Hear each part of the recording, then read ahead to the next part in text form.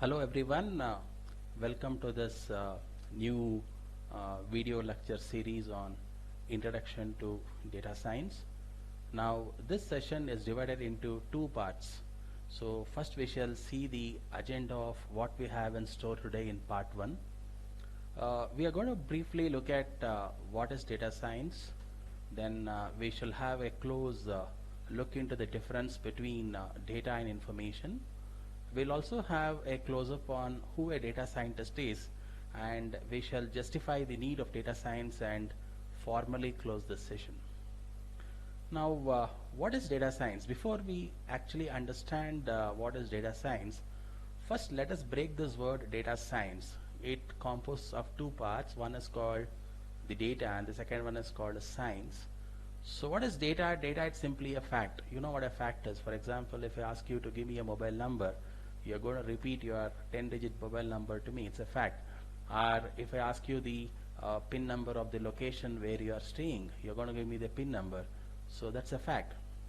So this fact is actually called as a data, and just merely having a data is of no use to us. So now we shall see what is the meaning of science. You know all what science is. There are different disciplines of science. You would have learned physics, chemistry. They are all science. Now, how do you define science? A science is a systematically organized body of knowledge on a particular subject. Now, in this case, the fact of importance here is data. So now, the science of data is called as a data science, or the knowledge on data is called as a data science. To be very precise, the knowledge on data basically means what are the different aspects of data and how to deal with data and how to organize it. All put together becomes a body of knowledge, and we can call it under one roof, which is called as a data science. Now, what is information? So now, once you know what data is, you also need to know what an information is. Remember, information and data are not the same. So information is called as a processed data. Now have a look at this picture here. Now you have data which has been processed to get information. So whenever you process the data, you get something called as an information. Now what processing does? Processing could be involving decision making, processing could be addition, processing could be subtraction, what we call it as a mathematic operation, and so on.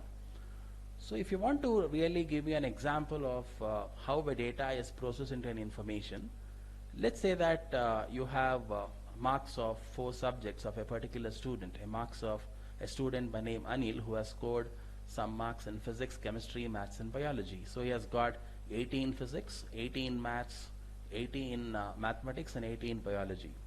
So now I add up all these marks and I get the total marks. The total marks is called as an information.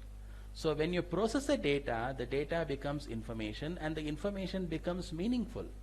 So now data as such does not have an real life entity, because it does not have much importance. But when you actually convert the data into a process and then get something called as an information, that information gives you an value to the data. Therefore, information becomes more important. So we can say the information is called as a processed data.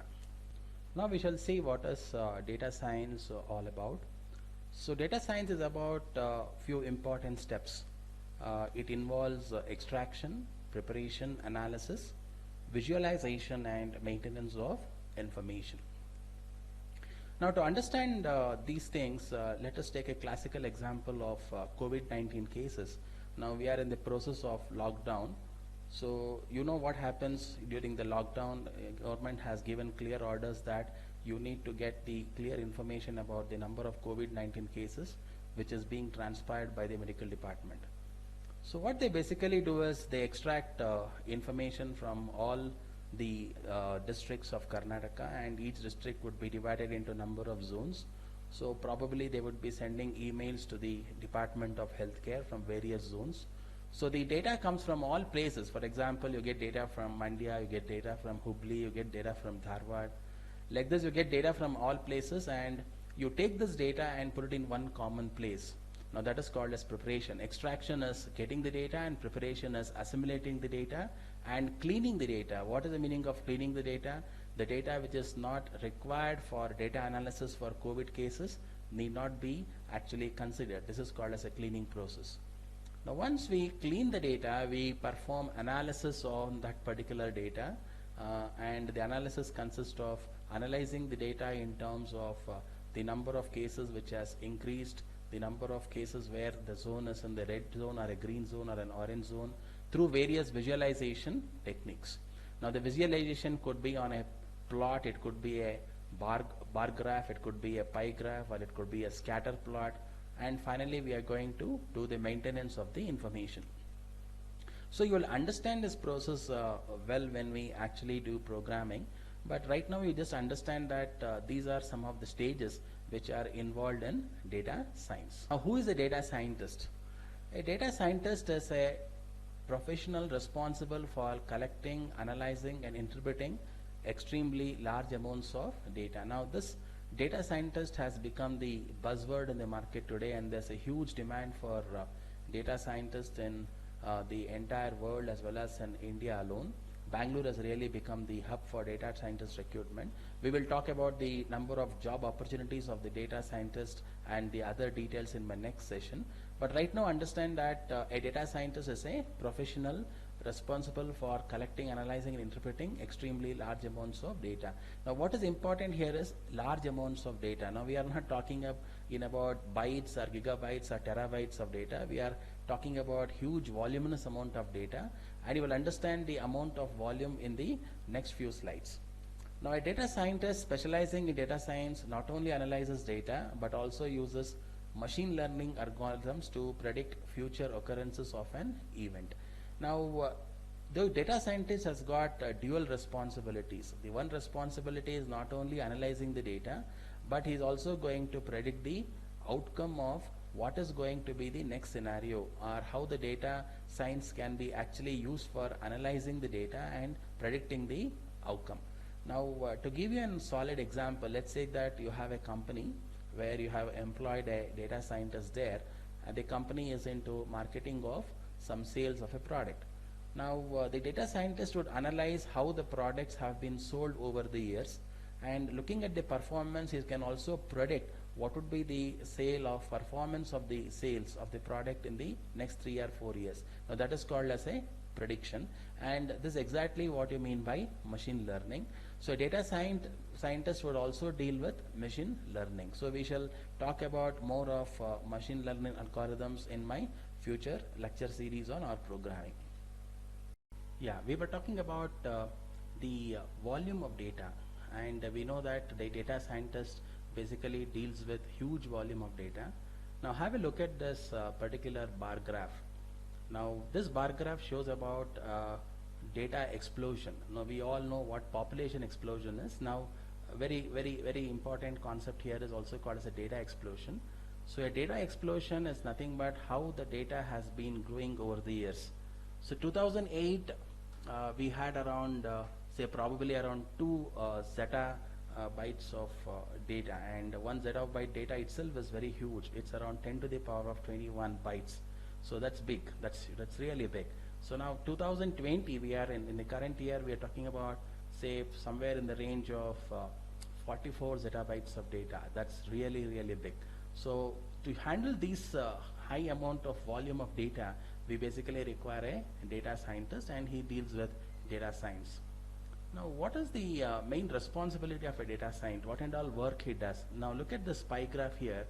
60% of the data scientist's time goes on organizing and cleaning the data. You know, we have seen what organizing and cleaning a data means, and another 19% goes on collecting the data sets, and then you have small percentage in terms of data mining to draw patterns, model selection, training and refining, and other tasks. Now this gives you a vague idea of what is the kind of effort the data scientist puts in. Now the pie chart helps you to understand that the maximum efforts is basically put in organizing and cleaning the data. Now what are the requisite skills for a data scientist? What do you need in order to become a data scientist? You need to have knowledge of algorithms, statistics, mathematics and machine learning. You don't have to be a mathematical guru here. You just have to know a few formulas. So, and you also have to have a clear-cut understanding of statistics and some portion of machine learning. You need to have a clear-cut understanding of some programming languages like R, Python, SQL and Hive. And more importantly, you need to have business understanding and aptitude to frame the right questions to ask and find answers in the available data. Now this is called as a domain knowledge. See, because data science is not limited to one domain. We can use data science for various activities. You can use data science in healthcare, you can use data science in academia, you can use data science in share market. So merely having the knowledge in programming language and mathematics is not going to help you. You need to have the domain knowledge as well. That domain knowledge is called as a business understanding. And as you know that the data science involves a lot of communication. You need to have cross-cultural communication because you need to communicate with teams. You need to have communication with the peer members in order to collect the data, assimilate information, give them feedback. So you need to have a good communication skills as well in order to become an data scientist. So thank you for watching this particular session. I'll see you in the next session where I'll talk to you about the different types of data and the importance of becoming a data scientist and what are the opportunities you have in India and everywhere around the world for data scientist jobs. I'll see you then in the next session. Bye bye. Take care.